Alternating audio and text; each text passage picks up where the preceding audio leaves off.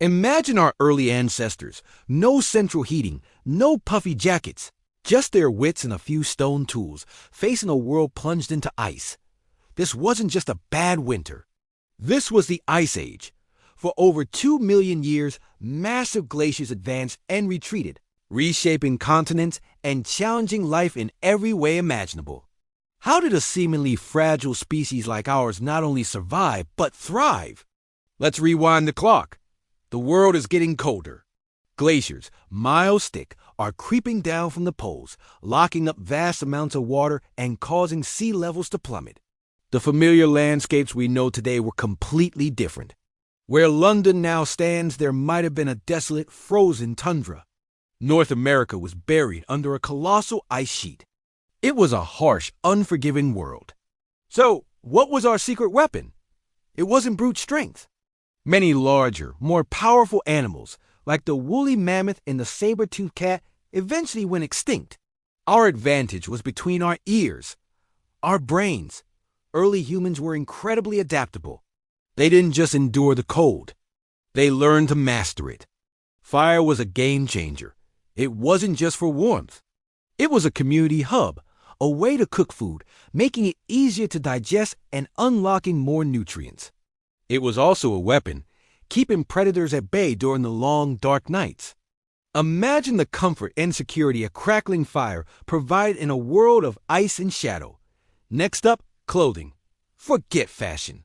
This was about survival. Using bone needles, early humans learned to stitch together animal hides. These weren't just simple wraps. They were tailored garments.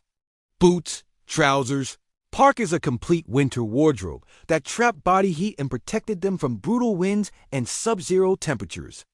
Archaeologists have found these ancient needles, tiny but revolutionary pieces of technology that made life in the North possible. And what about shelter? Forget open-air living. Our ancestors became master architects of the Paleolithic. They used mammoth bones and tusks to build sturdy huts, covering them with animal skins.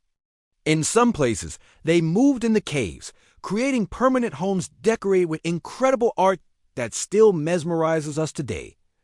These weren't just shelters.